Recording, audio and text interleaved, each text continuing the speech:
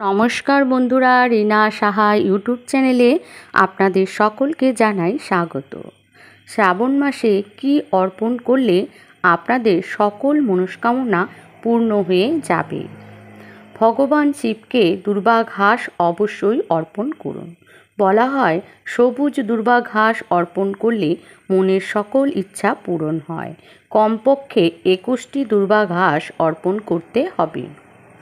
যে ব্যক্তি পুরো শ্রাবণ মাস ভগবানের ওপর 108 আতপ চালের দানা অর্পণ করে, চাল যেন ভাঙা না হয়। আপনারা চাইলে এর মধ্যে পারফিউম বা সেন্ট ব্যবহার করতে পারেন, কিন্তু হলুদ মেশানো চাল মহাদেবের ওপর অর্পণ করা যাবে না। শ্রাবণ মাসে যদি আপনারা মহাদেবের ওপর ধুতুরা অর্পণ করেন, তাহলে মহাদেব অতি প্রসন্ন হয়। শ্রাবণ মাসে যদি বেলপাতা ধুতুরা অর্পণ করেন, তার সাথে পুণ্ডকেশ্বর মহাদেবের নাম নেন, কারণ মহাদেবের আরেক নাম, তাহলে খুব প্রসন্ন হন দেবাদিদেব মহাদেব। সবুজ মুগ ডাল রাত্রে ভিজিয়ে মহাদেবের ওপর অর্পণ করলে তাহলে কর্মক্ষেত্রে বাধা কাটবে।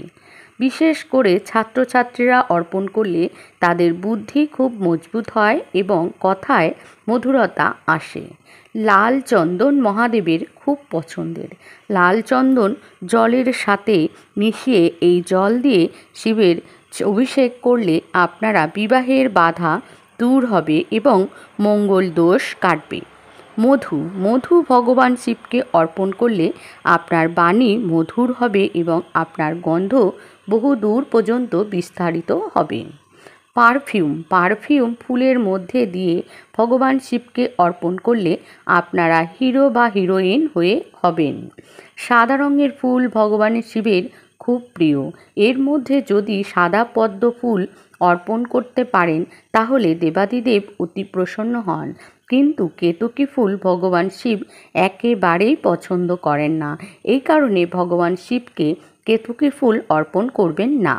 কালো তিল শনিবার বা পুরো শ্রাবণ মাস মহাদেবের উপর কালো তিল অর্পণ করলে কালসর্পদোষ, পিতৃদোষ থেকে মুক্তি পাওয়া যায়। চিনি যে ব্যক্তি জলের মধ্যে চিনি মিশিয়ে মহাদেবের ওপর অর্পণ করেন, তার রোগ ব্যাধি কোনোদিন হয় না। সেমি পাতা যে ব্যক্তি রোজ ভগবান শিবকে অর্পণ করেন এবং সেমি গাছের নিচে মাটির প্রদীপ জ্বালায়, সেই ব্যক্তির জীবন থেকে শনিদেবের সমস্ত কষ্ট দূর হয়। বিশেষ করে কুম্ভ রাশি, মকর রাশি, মীন রাশির লোকেরা অবশ্যই এই ক্রিয়াটি করুন। সাদা মাখন ভগবান শিবের অধিক প্রিয়। ভগবান শিবের ওপর সাদা রঙের মাখন অবশ্যই অর্পণ করুন। ডালিম বা বেদানা দিয়ে ভগবান শিবকে শৃঙ্গার করে দেবেন। বাহ, এত প্রসন্ন হন মহাদেব, এর থেকে বেশি প্রসন্ন হন কৃষ্ণ কানাইয়া। গম বলা হয় গম ভগবান শিবের ওপর অর্পণ করলে আপনাদের পরিবারে একতা বাড়ে, কিন্তু গমকে জলে ভিজিয়ে অর্পণ করবেন। আর বংশবৃদ্ধি করলেও গম ভগবান শিবকে অর্পণ করলে আপনাদের বংশ বৃদ্ধি হবে। জব এমন একটি জিনিস যে ব্রহ্মদেব পৃথিবী সৃষ্টির আগে সবার প্রথম জব উৎপাদন করেছিলেন। মহাদেবের ওপর জব অবশ্যই অর্পণ করুন। ঘি যে ব্যক্তি ভগবান শিবকে ঘি অর্পণ করলে নিজের আয়ু বৃদ্ধি পায় এবং যোগ বৃদ্ধি পায়। দুধ বলা হয়ে থাকে ভগবান শিবকে কাঁচা দুধ অর্পণ করলে ধন দৌলতের, টাকা পয়সার অভাব কখনো আসে না।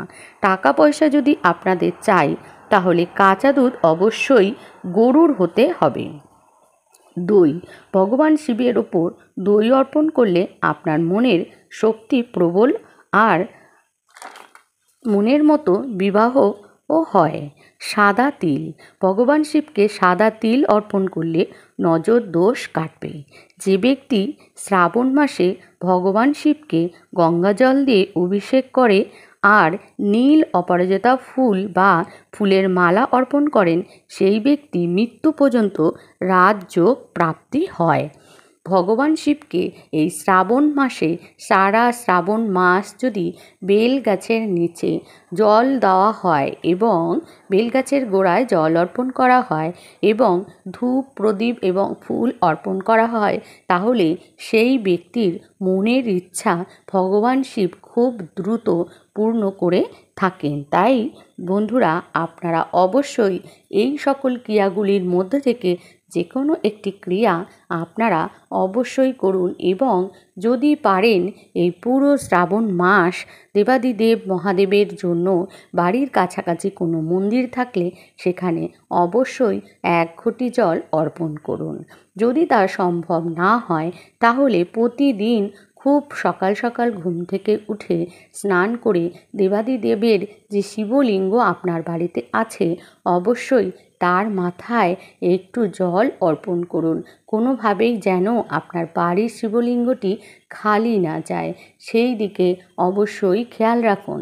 কারণ ভগবান শিবের এই শ্রাবণ মাস, আপনি শ্রাবণ মাসের সোমবার পালন করলেন অথচ ভগবান শিবকে জল অর্পণ করলেন না, এটা কিন্তু কোনোভাবেই করবেন না। আগে আপনি সোমবার পালন না করলেও অবশ্যই ভগবান শিবকে জল অর্পণ করুন। সেটি ঘুম থেকে উঠে জামা কাপড় পরিষ্কার পরিচ্ছন্ন পরে স্নান সেরে আপনি ভগবান শিবকে অবশ্যই জল অর্পণ করুন। কারণ দেবাদিদেব মহাদেব জলেই সন্তুষ্ট হন, আর উনি আমাদের কাছে কোনো কিছুই চান না। তাই বন্ধুরা, অবশ্যই আপনারা এই পুরো শ্রাবণ মাস দেবাদিদেব মহাদেবের ওপর অবশ্যই জল অর্পণ করুন। বন্ধুরা, যদি আমার ভিডিওটি ভালো লাগে তাহলে লাইক করবেন, শেয়ার করবেন এবং আমার চ্যানেলটি সাবস্ক্রাইব করে দেবেন। এবং যারা আমার চ্যানেলটি আগেই সাবস্ক্রাইব করেছেন তাদেরকে জানাই অসংখ্য অসংখ্য ধন্যবাদ।